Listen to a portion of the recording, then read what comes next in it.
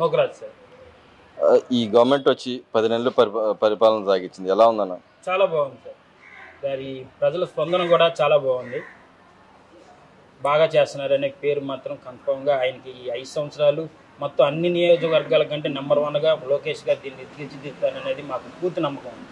అంటే ఇక్కడ రీసెంట్గా ఇళ్ల పట్టాలు ఇచ్చిన పరిస్థితి ఇన్ని రోజులు ఎందుకు ఇవ్వలేకపోయారు? గతంలో చాలా మంది ఉన్నారు, టీడీపీ ఉన్నారు, కాంగ్రెస్ ఉంది, అటుపక్క వైసీపీ కూడా 2 సార్లు పర్యాయాలు గెలిచారు. ఎందుకు ఇవ్వలేకపోయారు అంటారు? ఇప్పుడే ఎలా ఇవ్వగలిగారు? కానీ సార్ ఓటు బ్యాంక్ అని చూసుకున్నారే తప్ప ప్రజలకైతే మబ్బు పెట్టుకుంటూ వచ్చారు సార్. అలాంటిది లోకేష్ గారు చెప్పింది చేస్తాం, చేసి నిరూపిస్తాం అని చెప్పి నిరూపించారు సార్. అంటే గతానికి ఇప్పుడు తేడా అయిందంటారు ఇక్కడ? సార్ గతం అంటే వాళ్ళు ఏ పాలకులు చేసినా కానీ అంటే చేస్తాం అని చెప్పి చేయలో మానేశారు సార్. కానీ లోకేష్ గారు చెప్పిందే మేము చేస్తాం అన్నారు, అలాగే చేసుకొచ్చారు. జగన్మోహన్ రెడ్డి గారు అంటున్నారు గతంలో అయితే ఆయన పదే చెప్తున్నాడు, గతంలో కూడా చెప్పాడు అన్న వస్తున్నాడు, అభివృద్ధి చేస్తాడు, అన్ని ఇస్తాడు అని చెప్పి అన్నాడు. ఇప్పుడు కూడా అంటున్నాడు ఈ గవర్నమెంట్ పని అయిపోయింది, నేనే వస్తాను, రాబోయే 3 ఏళ్ళలో నేనే వస్తాను, నేనే ఇస్తాను అని చెప్తున్నాడు. ఎలా ఎందుకు చెప్తున్నాడు? వస్తే ఇప్పుడు ఇంతకుముందు ఒక కంపెనీ కూడా తేకుండా ఏంటి అన్ని లక్షల కోట్లు అప్పులు చేసేసి వెళ్ళారు. మరి ఏమైనా కొంత కూడా పూర్చలేదు. అలాంటిది ఇప్పుడు చూడండి, ఇప్పుడు ప్రతి రోడ్డు కానీ ప్రతి వీధి కానీ ఒక కన్స్ట్రక్షన్ కూడా జరిగేది లేదు ఇంతకుముందు.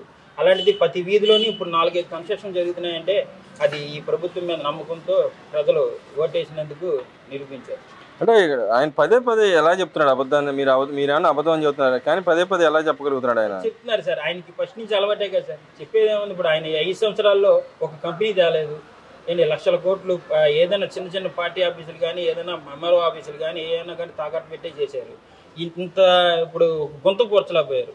అలాంటి మనుషులు అప్పుడు 5 సంవత్సరాలు అలాగే చెప్పారు, ఇప్పుడు కూడా కళ్ళు మూసుకుంటే ఇంకొక 5 సంవత్సరాలు అయిపోతాయి అంటున్నారు. ఏంటి సార్ కళ్ళు మూసుకుంటే ఎవరు చెప్తే వినే పరిస్థితులు లేరు ప్రజలైతే. అందుకనే ఆయన్ని తీసుకెళ్లి పక్కన కూర్చోబెట్టారు పంగనామాలు పెట్టి. అంటే ఆయన చెల్లెలు స్వయంగా ఆయన చెల్లెలే నిన్న మాట్లాడుతోంది, మీకు గతంలో ఇచ్చిన 150 సీట్ల నుంచి 11 సీట్లు తీసుకొచ్చిన బుద్ధి రావట్లేదు, టీడీపీతో నేను ఏదో అంటగాగా ఉన్నా అని చెప్పి అంటున్నారు. నిజంగా నాకేం సంబంధం, నాకు వాళ్ళకి సంబంధం లేదని చెప్పి అని చెప్తుంది. దాంట్లో ఎంత మాత్రం నిజం ఉందంటారు? ఒక కుటుంబంలో ఒక ఫ్యామిలీలో ఆ తల్లి చెల్లె ఓటేయలేదు సార్ ఆయనకి. అలాంటి ప్రజలు ఎలా వేస్తారని అనుకున్నాడు ఆయన.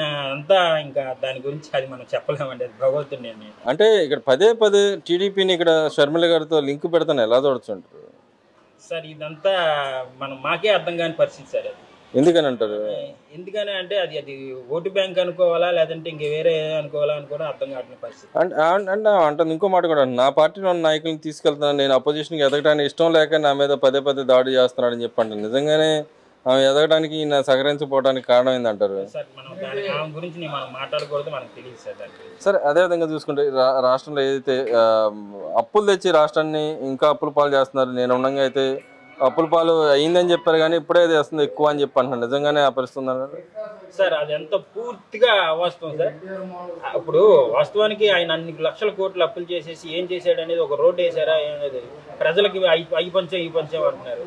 మద్యపాన నిషేధం అన్నాడు, అది కాకుండా ఆయనే కత్తి మందు తయారు చేసి అందరికీ రేట్ ఎక్కువ పెట్టి అమ్ముకున్నాడు. ఇప్పుడు టీడీపీ వచ్చిన తర్వాత మీకు మద్యపానం నిషేధం అని కానీ నేను వీళ్ళేమో అనలేదు, కాకపోతే రేట్లు మాత్రం నాణ్యమైన మందు అందిస్తామని చెప్పి అన్నారు, అదే ఫాలో అవుతున్నారు. అంటే ఇక్కడ ఆయన నిన్న చంద్రబాబు నాయుడు గారు వృద్ధి రేటు 2 అంకెల శాతాన్ని పెరిగింది అని చెప్పి అన్నారు. కానీ జగన్మోహన్ రెడ్డి గారు అన్నారు గతంలో నేను అప్పులు చేశానని చెప్పి నా మీద అబండాలు వేశారు, నా అప్పుడు 2% పెరిగి ఉంది, కానీ అప్పులు చేసి ఉన్న రాష్ట్రాన్ని మీ టైంలో ఎలా పెరిగింది ఈ 10 నెలల కాలం అని చెప్పి ఆయన అడుగుతున్నాను. నిజంగానే ఆ పరిస్థితి లేదా సార్? ఒకటి ఆయన పెట్టిన కంపెనీ పేరు చెప్పమానండి. ఇప్పుడు ఆల్రెడీ వచ్చిన కంపెనీని తీసి పంపించేశారు కదా సార్ ఆ టైంలో. ఇప్పుడు ఏదైనా పార్టీ వాళ్ళు చెప్పడం ఏంటంటే ప్రతిదీ కూడా డెవలప్ జరుగుతుంది కాబట్టి కానీ చెప్పుకుంటూ వస్తున్నారు. అది ప్రజలు మామూలుగా చూస్తున్నారు కదా, ఎవరు ఏ ప్రభుత్వం ఏం చేస్తుంది అనేది. ఈ రోడ్లు కానీ ఇప్పుడు పింఛను 5 సంవత్సరాల్లో ఆయన 1000 రూపాయలు పెంచడానికి 5 సంవత్సరాలు తీసుకున్నారు. అలాంటిది చెప్పిన ప్రకారమే 4000 రూపాయలు పింఛను ఏ రాష్ట్రం లేదు కదా సార్, 4000 రూపాయలు పింఛను. అంటే ఇక్కడ పథకాలు అసలు ఇవ్వట్లేదు, ఈ గవర్నమెంట్ వచ్చే పథకాలన్నీ అయిపోయినాయి, ఇక ఇచ్చే దాఖలాలు లేవు, అభివృద్ధి లేదు, ఇంకో పక్కన లా అండ్ ఆర్డర్ లేదు, పదే ఎలా చెప్తున్నాడు ఆయన? చెప్తారా సార్? చెప్పడానికి అయితే సార్ ఇంతవరకు ఇప్పుడు 10 నెలల్లో ఒక భూత పురాణం మాట వినలేదు సార్ మనం. అసెంబ్లీలో కానీ ఎంత చక్కగా మనకు జరుగుతుంది. ప్రతి మీటింగుల్లోనూ ప్రతి ఎమ్మెల్యే ఎంపీ కూడా అదే బూతుల పురాణం మాట్లాడేవాళ్ళు వాళ్ళ పార్టీలో. ఇప్పుడు ఆ బూత్ కూడా కనబడట్లేదు. అంటే చూడండి, అది ప్రజలు అందుకేనే కదా సార్ మరి అంతంత మెజార్టీ ఇచ్చి అందరినీ గెలిపించింది. వాళ్ళని 11 సీట్లకే పరిమితం చేసి పక్కనకి వచ్చేపెట్టింది. ఇంకా నమ్మకపోతే రేపు పొద్దున్న 0 సార్ నెక్స్ట్ వచ్చేది. అదేవిధంగా ఏదైతే ఆక్వా సంబంధించిన దాంట్లో ఈ గవర్నమెంట్ ఏం పట్టించుకోలేదు, రైతులు నష్టపరిచారని చెప్పి చెప్తున్నారు. నిజంగానే ఆక్వా పరిశ్రమ ఈ టీడీపీ గవర్నమెంట్ రంగానే నష్టపోయింది అంటారా? లేదు సార్, అది అంతా అపోగ్ సార్, ఏం కాదు. నెక్స్ట్ ఏ ప్రభుత్వం అయినా ఆల్రెడీ ఇంతకుముందు మనకి లోటు బడ్జెట్లో కూడా చంద్రబాబు గారు మనల్ని అంతవరకు తీసుకొచ్చారు. ఈసారి జగన్ గారు చేసిన అప్పులన్నింటిని కూడా అది ఆయన తీసుకుంటూ వచ్చి మనకు ఈ సబ్సిడీ పథకాలు అందజేస్తున్నారంటే మనం ఒకటి కొద్దిగా మనం అవకాశం ఇవ్వాలి కదా సార్. డెవలప్మెంట్ కావాలి, మనకి డబ్బులు కావాలంటే ఎలాగవుతుంది? మనకు ముందు కావాలంటే డెవలప్మెంట్ కావాలి. ఇంతకుముందు గజం రేటు చంద్రబాబు గారి హయాంలో 20,000 ఉన్నది, వైఎస్ఆర్సీపీలో 10,000 అయిపోయింది. ఇప్పుడు మళ్ళీ 10,000 రూపాయలు 20,000 రూపాయలు అమ్ముతున్నారంటే అది చంద్రబాబు గారు నమ్మకంతోనే కదా సార్. అంటే ఇక్కడ ఇంకో మాట, మీరు ఆ మాట అంటున్నారు కాబట్టి నేను ఆ మాట అంటున్నా. గతంలో అమరావతి ఎవరైతే సంపన్న వర్గాలకు సంబంధించింది, ఇక్కడ పేదవాళ్ళు ఎవరికి ఇళ్ల పట్టాలు ఇవ్వడానికి ఇష్టం లేదని చెప్పి అన్నారు. కానీ ఇక్కడ మంగళగిరి నియోజకవర్గం పక్కన అమరావతి పక్కనే ఉంటుంది, ఇక్కడ మీ పేదవాళ్ళకి పట్టాలు పంచుతున్నారు.